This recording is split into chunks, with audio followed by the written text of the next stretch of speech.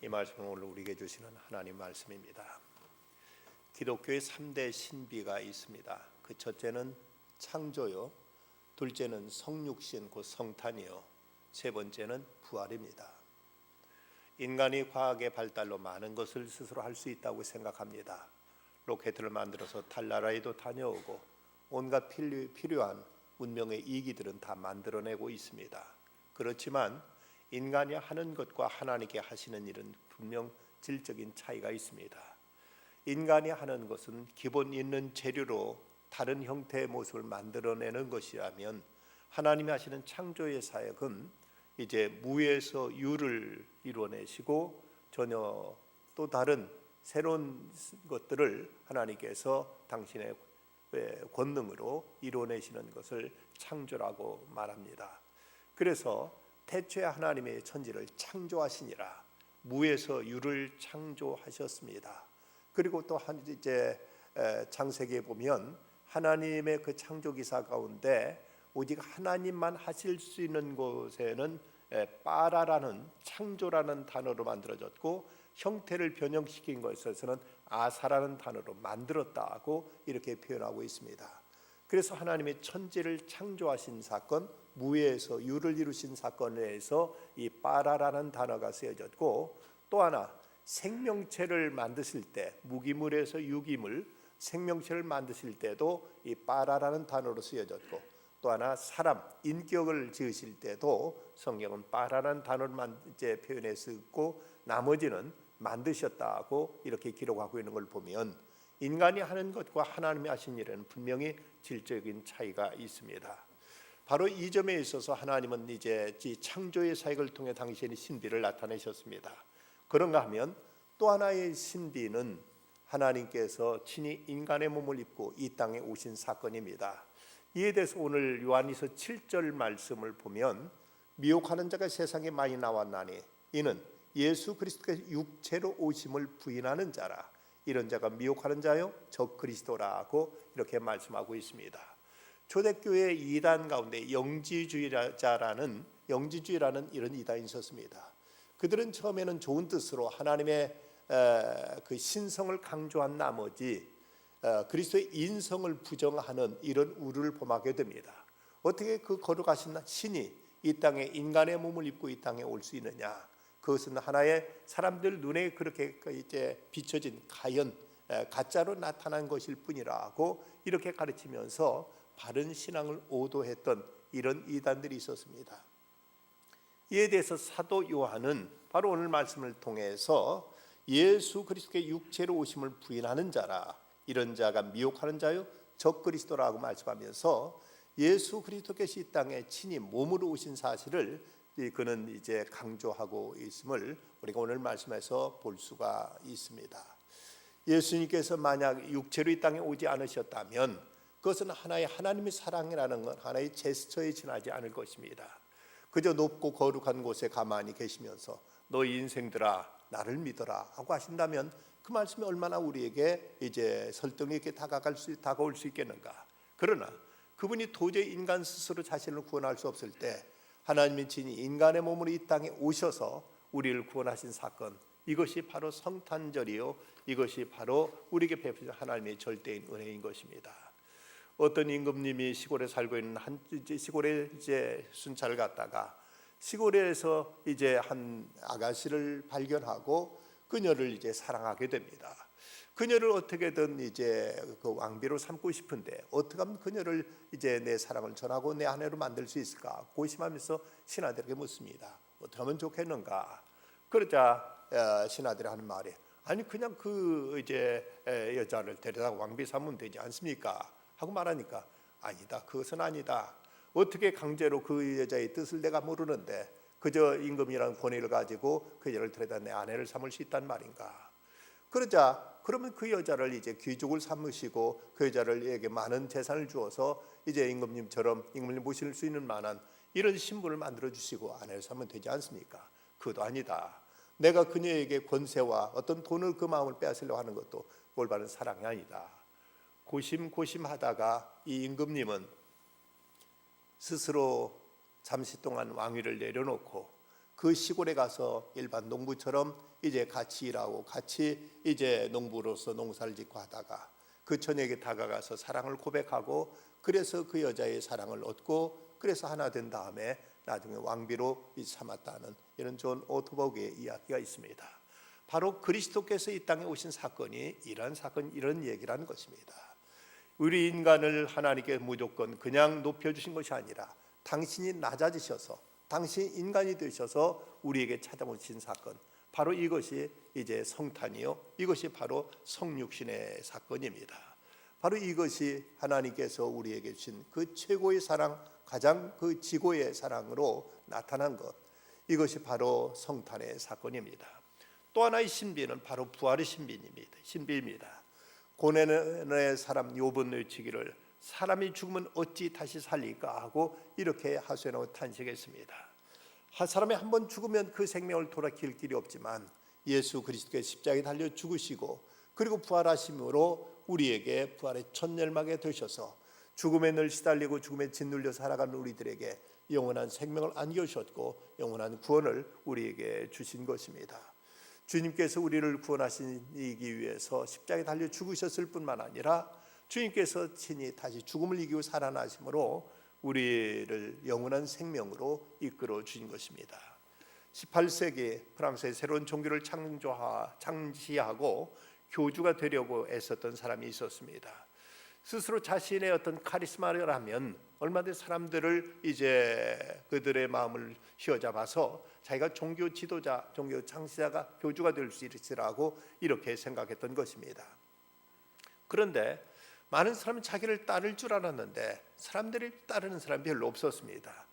그래서 당시 유명했던 지도자인 탈레랑 벨리고르라는 사람에게 찾아갔습니다. 그때 이렇게 왜 사람들이 나를, 내가 이제 새로운 종교의 창시자로서 내가 저들에게 많은 은총을 베풀 터인데 왜 사람들이 따르지 않는지 모르겠다고 말하니까 그 사람이 이런 재치 있는 대답을 들려줬습니다. 만일 많은 사람들이 당신의 새 종교를 따르고 당신을 교주로 삼기를 원한다면 한번 나무에 달려 죽어봐라. 그리고 사흘 만에 다시 살아나봐라. 그런 말을 안 해도 다른 사람들이 다 따를 것이다. 그만 이 사람은 기가 질리고 이제 포기하고 말았다는 것입니다. 그 예수 그리스도는 친히 죽으시고 다시 살아나셨기에 우리들의 구주가 되시고 우리들의 생명의 주님이 되어 주신 것입니다. 오늘 요한 2서와 요한 3서 말씀, 여기서 이제 주님께서 우리에게 오신 이유, 육체로 오셨다는 사실을 요한 2서에서 강조하면서 사는 부녀와 그 자녀에게 이제 진리 가운데 거할 것을, 거짓된 자들을 물리칠 것을 당부한 다음에 요한 3서에서는 이제 가이오라는 성도에게 이제 사도 요한이 그에게 유명한 그 축복의 말씀을 선언하고 있습니다. 우리가 잘 알고 있는 요한 3서 2절 말씀, 사랑하는 자여 내 영혼이 잘됨 같이 내가 범사에 잘되고 강건하길 내가 간구하노라.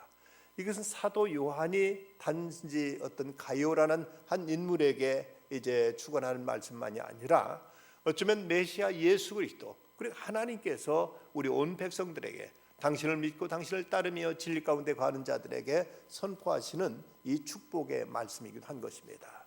어쩌면 예수님께 이 땅에 오신 그 이유가 바로 우리에게 이 귀한 축복을 베풀러 이 축복을 전하러 이 세상에 오셨다고 우리는 이렇게 이제 받아들일 수 있게 될 것입니다. 그렇다면 왜 이 가이오가 어떤 사람이기에 그렇게 이제 그에게 이런 귀한 축복이 주어졌는가? 그는 무엇보다 먼저 진리 안에서 행했던 사람들입니다. 오늘 말씀 3절과 4절 말씀, 형제들이 와서 내게는 진리를 증언하되 내가 진리 안에 행한다니 내가 심히 기뻐하노라. 내가 내 자녀들이 진리 안에 행한다 함을 듣는 것보다 더 기쁜 일이 없다 하고 말하고 있습니다. 여기서 가이오는 당시 거짓된 그 이단들이 있었고 사람들을 현혹시키는 이런 이제 거짓 선지자들이 있었지만 여기에 미혹되지 않고 어느 때 하나님 말씀 가운데 거하고 있는 그 모습을 보면서 이렇게 놀라운 축복을 저에게 베풀고 있는 것입니다. 그런가 하면 이제 가이오는 사랑을 실천하는 자였습니다. 5절로 6절 말씀, 사랑하는 자여 내가 무엇이든 형제 곧 나그네 된 자들에게 행하는 것은 신실한 일이니 그들이 교회 앞에서 너의 사랑을 증언하였느니라. 내가 하나님께 합당하게 그들을 전송하면 좋으리라 하면서 당시 순회 전도자들을 영접하고 그들에게 하나님의 사랑을 전하며 또 많은 어렵고 궁핍한 자들을 돕고 저들에게 그리스도의 은총을 나누는 이 가요를 향해서 이런 축복이 선포되고 있는 것입니다. 또한 선한 것을 본받았습니다. 9절로 12절 말씀, 9절 11절 말씀 보면 사랑하는 자여 악한 것을 본받지 말고 선한 것을 본받으라. 선을 행하는 자는 하나님께 속하고 악을 행하는 자는 하나님 배웁지 못하느니라. 진리를 따라서 바른 길을 좇고 그리고 선한 것을 본받는 이제 이 가요에게 이런 귀한 축복이 이제 선포되고 있는 것입니다. 여기서 그 축복하고 있는 내용은 세 가지입니다. 바로 내 영혼이 잘됨 같이 내가 범사에 잘되고 강건하기를 내가 원하노라. 먼저 말하고 있는 영혼과 그리고 범사와 그리고 육체의 건강, 이 세 가지 축복을 선포하고 있습니다.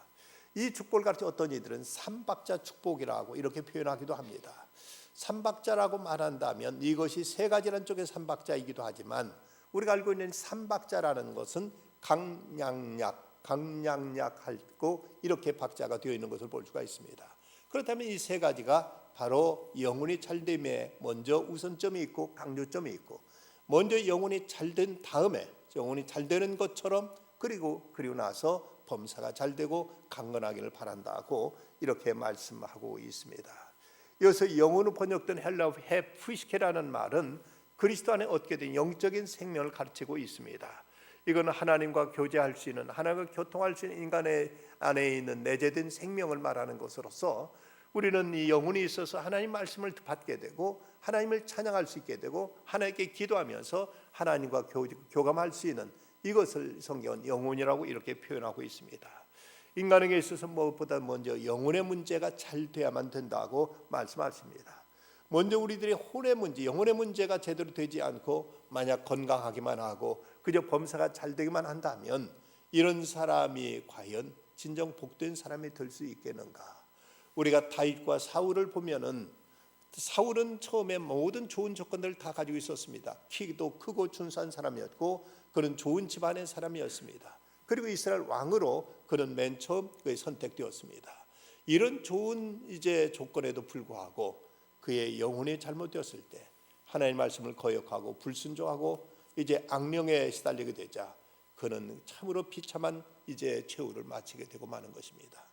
이에 비해서 다윗은 그는 비록 이새의 집안의 그 막내로 태어났고 그리고 그는 이제 그저 목동으로서 형제들 가운데서 변변한 이런 이제 인정을 받지 못했지만 그럼에도 불구하고 그는 늘 하나님을 경외했고 하나님 말씀을 그는 늘 순종했을 때 하나님 마음에 합한 자가 되어서 그는 가는 곳마다 승리하게 되었고 그리고 끝내 이스라엘의 왕으로서 이제 메시아의 계보를 이루는 이런 위대한 축복을 받을 수가 있었던 것입니다.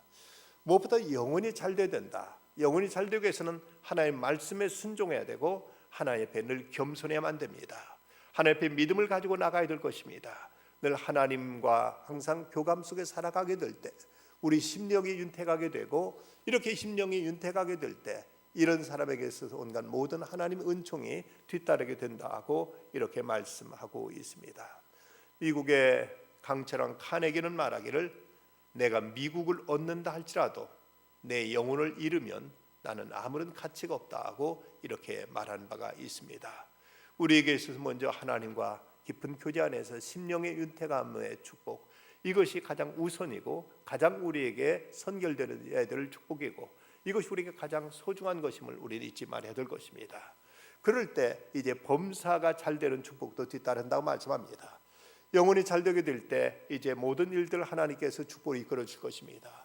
하는 일들뿐만 아니라 가정의 행복이 깃들게 될 것이고 하는 일들의 형통함이 있게 될 것이고 이제 모든 일들 속에서 늘 순적함으로 하나님께서 도와주신다고 이렇게 약속하고 있습니다. 다니엘 학습법이라는 책을 내서 기독교 독서계 베스트셀러가 되었던 김동환 전사님, 이분은 서울대학교를 졸업할 때 99.26으로 서울대학교 개교일에 최고 점수를 받았다고 합니다. 한 과목만 A를 받았고 전부 A+를 받아서 스스로 졸업을 했는데 그가 어떻게 서울대학교 창설 이래 최고의 점수를 받고 장학생, 우등생이 될 수 있었을까? 어떻게 그가 공부했느냐고 물었더니 그런데 학교에 가기 전에 교회에 들려서 새벽 기도를 했다고 합니다. 그러면서 하나님께 그날 공부하는 과목을 하나하나 불러가면서 잘하게 해달라고 기도했다는 것입니다. 그리고 수업을 시작하기 전에 하나님께 감사 기도를 드리며 수업이 끝나면 또 감사 기도를 드리고, 그렇게 4년 동안 하나님 앞에 늘 새벽 기도를 하면서 공부한 결과 서울대학교 역사 이래 최고 점수를 받는 학생이 되었다고 이렇게 간증한 바가 있습니다. 우리가 이렇게 주님 앞에 나온다는 것, 이 성탄 새벽에도 하나님 앞에 나와서 경배 드린다는 것, 이것이 우리가 육신의 눈으로 볼 때는 그저 피곤하고 그저 좀 더 자는 것이 건강에도 좋고 모든 것이 이제 우리에게 불편하고 어렵고 여러 가지가 힘들다고 생각되어지기 쉽지만, 먼저 주님 앞에 나와서 경건히 하나님 앞에 기도하고 하나님 말씀 받고 하나님을 찬양하는 이런 이제 심령으로 하루를 시작하는 것, 이것이 우리들의 온 모든 삶에 마치 윤활유를 이제 이제 붓듯이 우리 삶을 윤택하게 할 것이고, 우리 모든 삶을 하나님의 은혜로 이제 기름 붓게 되는 이런 역사가 될 것이라고 말씀하고 있습니다. 또 하나는 이제 세 번째는 강건하게 하신다는 것입니다. 사도 요한은 사랑하는 가요에게 강건하길 내가 간구하노라 축복하고 있습니다. 영혼이 잘된 사람은 범사가 잘될 뿐만 아니라 건강까지도 축복을 받습니다.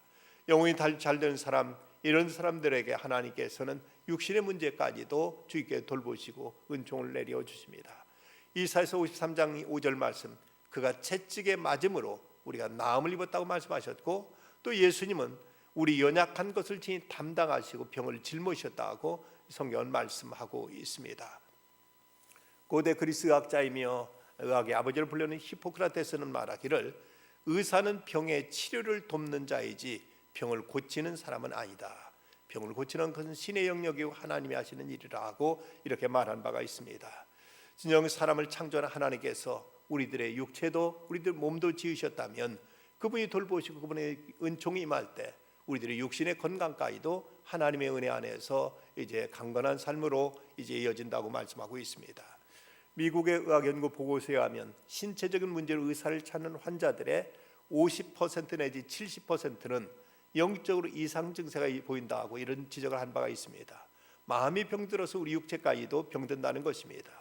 절망의식, 패배의식, 원망, 탐욕, 이런 것들로 인해서 우리들의 육체에 질병이 찾아올 수 있다는 것을 말합니다. 마음이 건강할 때 우리들의 육체도 건강할 수 있다면, 우리들이 영원히 하나님의 은혜에 젖어 살아가게 될 때 우리들의 육신의 건강까지도 하나님의 축복 속에서 새로워질 수가 있습니다. 하버드 의대가 밝혀낸 100세 장수법이라는 책에서 하버드 벤스 박사는 교회에 꾸준히 다니는 사람과 다니지 않는 사람들을 대상으로 스트레스, 혈압, 암 등 여러 분야의 비교에 걸쳐서 비교 조사를 했는데, 교회 다니는 사람들이 교회 다니지 않는 사람들보다 훨씬 더 건강하고 장수한다는 이런 이제 보고를 한 바가 있습니다. 우리들이 진정 하나님을 사랑하고 그분과 좋은 관계 속에 살아가게 될 때 하나님의 은혜가 우리들의 심령뿐만 아니라 우리들의 신체 그리고 우리들의 삶의 모든 영역에도 흘러 넘쳐서 하나님은 우리로 하여금 진정 이 땅에서 복되고 아름다운 삶을 살아가도록 인도하신다고 말씀하셨습니다. 예수님께서 육체로 이 땅에 오신 사건, 이것이 바로 성탄입니다. 이것이야말로 우리에게 베푸시는 최고의 축복이요 가장 큰 은혜요 가장 뜨거운 사랑입니다. 하늘 높은 곳에 가만히 계셔도 좋으실 분이 왜 이 땅에 오셨을까? 오셔서 그분이 우리에게 진정 하시길 원하시는 것이 무엇일까? 무엇을 주시길 원하실까? 바로 우리들의 영혼을 복되게 하셔서 하나님을 알고 하나님을 섬기며 살기를 바라시는 하나님의 뜻, 주님의 뜻이 여기 있으면 알아야 됩니다. 그럴 때 우리 영혼이 잘됨 같이 범사에 잘되고 강건케 하신다고 주님은 약속하고 있습니다. 성탄 이 새벽 다시 한번 우리는 이 땅에 우리에게 평화의 왕을 오신 주님을 찬양하고 주님을 높여드리며 주께 참된 경배와 찬양을 올려드릴 때 주님의 은혜가 우리들의 심령 속에 기름 부어져서 이로 인해서 우리들의 심령에 늘 기쁨과 감사로 살아가게 될 때 이것이 우리들의 육체의 건강을 이제 새롭게 할 뿐만 아니라 우리들의 삶 속에도 하나님의 은혜가 흘러넘쳐서 가정이 평안하게 되고 우리들의 행사가 형통하게 되고 우리들의 삶의 자리를 하나님의 은혜로 가득히 채우는 귀한 역사가 나타나게 될 것입니다. 이 은총이 이 성탄의 새벽 우리 동문의 모든 가족들에게 풍성히 임하시기를 간절히 기원합니다. 기도하겠습니다. 고마우신 아버지 하나님 감사합니다. 영원히 어둠 속에 죄에 짓눌려 살다가 끝나고 말 이제 이 인생들에게 우리 주님은 생명의 주님으로 영광의 주님으로 이 땅에 오십니다. 주님 오실 때 그토록 낮고 천한 곳에 오셨지만 주님은 이제 영광의 왕으로 의의 왕으로 이 땅 오셔서 모든 걸 주께서 다스리고 심판하실 것입니다. 주님 저희로 하여금 주님의 그 사랑을 알게 하여 주시고 주님을 영접함으로 이제 하나님의 자녀가 되는 그 권세 속에 살아가게 하여 주시사 진정 저희를 주께서 축복하시고 나시는 그 모습 영원히 잘되며 그리고 모든 일들이 윤택하며 그리고 항상 하나님의 은총 속에 강건한 삶을 살아가는 이 축복을 저희들이 누릴 수 있는 주님의 사람들 다 되게 하여 주시옵소서. 이 성탄의 새벽 주님 앞에 나와 경배하며 찬양하며 주님을 새롭게 다시 저희들의 왕으로 모셔드립니다. 주님 영광 받으시옵소서. 이 땅을 다스려 주시옵소서. 온 땅에 주님의 평화를 허락하여 주시옵소서. 주님의 그 존귀하신 이름이 온 세상에 가득히 퍼지게 하여 주시옵소서. 예수님의 이름으로 간절히 기도드리옵나이다. 아멘.